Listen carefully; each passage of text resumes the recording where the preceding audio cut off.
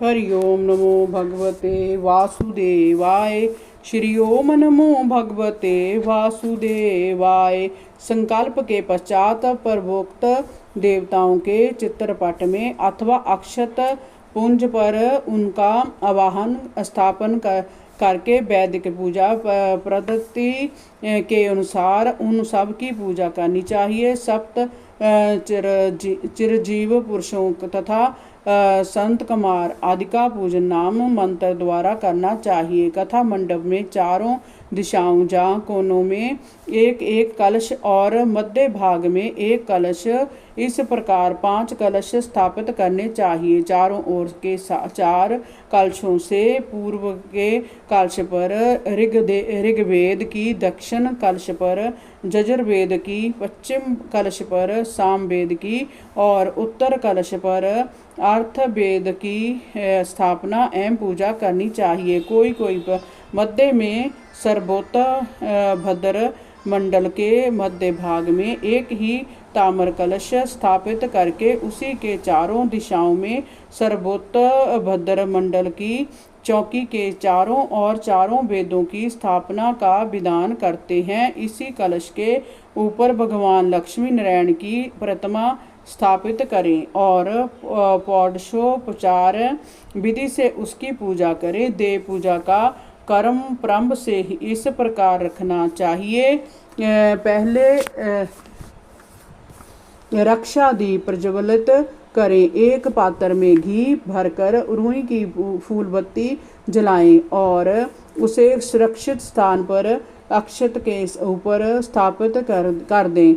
वह बाजू आदि के झोंके से बुझ ना जाए, इसकी सावधानी के साथ व्यवस्था करें। फिर सविस्त वाचन पूर्वक मंगल पाठ एवं सर्वदेव नमस्कार करके पूर्वोक्त महासंकल्प पढ़ें। उसके बाद एक पात्र में चावल भरकर उस पर मौली में लपेटी हुई एक सुपारी रख दें और उसी में गणेश जी का आवाहन करें।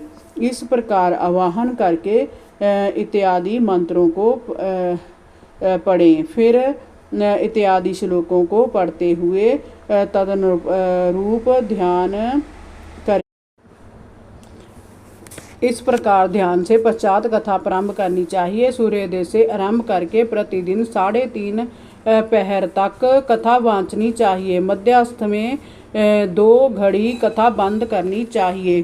प्रातः काल से मध्याह्न तक मूल का पाठ होना चाहिए और मध्याह्न में से संध्या तक उसका संक्षेपित भावार्थ अपनी भाषाओं में कहना चाहिए। मध्याह्न में विश्राम के समय तथा रात्रि के समय भगवान नाम कीर्तन की व्यवस्था होनी चाहिए। भक्ता के श्रोताओं के स्थान भक्ता के सामने श्रोताओं के बैठने के लिए आगे पीछे 7 पंक्तियां बना लेनी चाहिए। पहली पंक्ति का नाम सत्यलोक है। इसमें साधु सन्यासी बिरकत वैष्णव आदि को बैठाना चाहिए। दूसरी पंक्ति तपोलोक कहलाती है। इसमें वानप्रस्थ श्रोताओं को बैठाना चाहिए। तीसरी पंक्ति को जनलोक नाम दिया जाता है गया है। इसमें ब्रह्मचारी श्रोता बैठाए जाने चाहिए।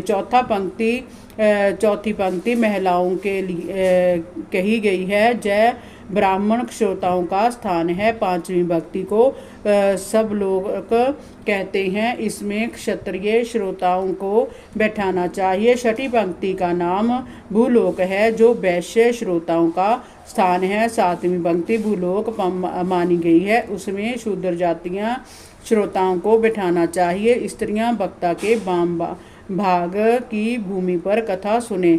जय स्थान उन लोगों के लिए नियत किए गए हैं जो प्रतिदिन नियम पूर्वक कथा सुनते हैं। जो श्रोता कथा प्रारंभ होने पर कुछ समय के लिए अनियमित रूप से आते हैं, उनके लिए भक्ता के दक्षिण भाग में स्थान रहना चाहिए। श्रोता प्रतिदिन एक बार हविष्य ध्यान भोजन करे। पतित दुर्जन आदि का संग जो दूर रहा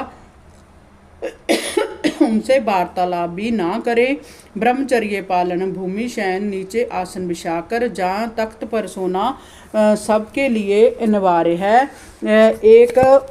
एकाग्र चित्त होकर कथा सुननी चाहिए। जितने दिन कथा सुने, धन, स्त्री, पुत्र, घर एवं लौकिक लाभ की समस्त चिंताएं त्याग दे।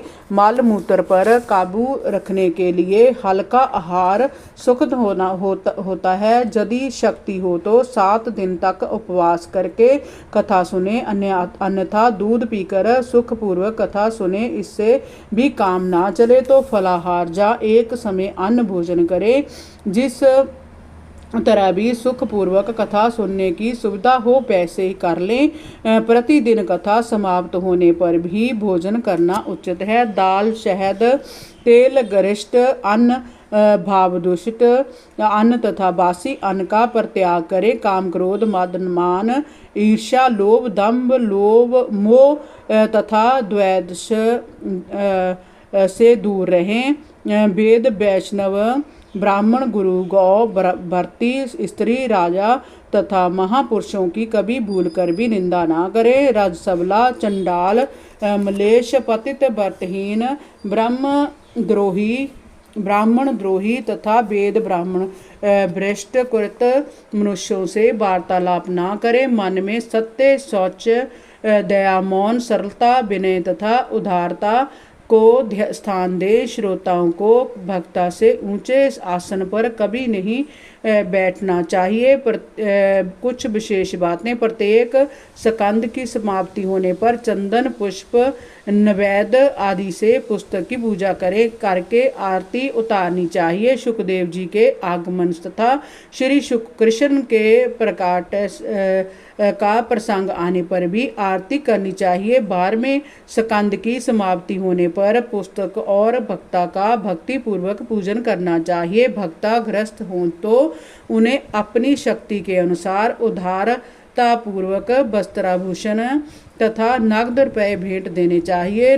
मृदंग आदि बजाकर जोर जोर से कीर्तन करना चाहिए। जय जयकार, नमस्कार और शंखनाद करने चाहिए। ब्राह्मणों और जाचकों को अन्न एवं धन देना चाहिए। भक्ता के हाथ से श्रोताओं को प्रसाद एवं तुलसी दल मिलने चाहिए।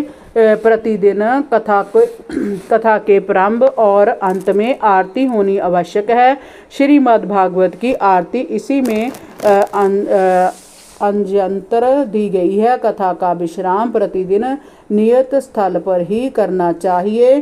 प्रथम दिन मन कर्दम संवादक, दूसरे दिन भरत चित्रका तक, तीसरे दिन 7वें स्कंद की समाप्ति, चौथे दिन श्री कृष्ण के प्रकट तक, 5वें दिन रुक्मणी विवाह तक और 6ठे दिन हंसोपाख्यान तक की कथा बाँचकर 7वें दिन अविष्ट भाग को पूर्ण कर देना चाहिए। स्कंद के आदि और अंतिम श्लोक को कई बार उच्च स्वर से पढ़ना चाहिए। कथा समाप्त के दूसरे दिन वहाँ स्थापित हुई संपूर्ण देवताओं का पूजन करके हवन की वेदी पर पंचभूष कार अगन स्थान पर एवं कुशक डका करें।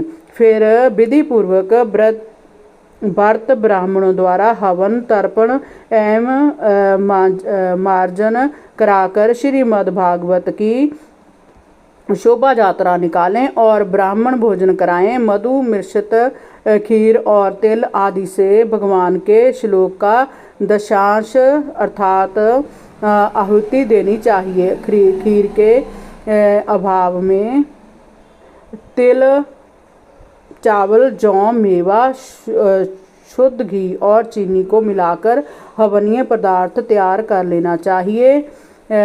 इससे सुगंधित पदार्थ कपूर, कांचरी, नगर मोथा, शड़ल, ढीला, अगर तगर, चंदन चूर्ण आदि भी मिलाने चाहिए। पूर्व तक 1800 आहुति गायत्री मंत्र अथवा दशम स्कंद के प्रति श्लोक से देनी चाहिए। हवन के अंत में दिक्पाल आदि के लिए बलि, क्षेत्र पाल पूजन, छाया पात्र दान, हवन का दशांश तर्पण एवं तर्पण का दशांश मार्जन करना चाहिए। फिर आरती के पश्चात किसी नदी, सरोवर जा कूपादि पर जाकर अव्यवस्थान भी करना चाहिए। इसके लिए समूह के साथ शोभा यात्रा निकालकर गाजे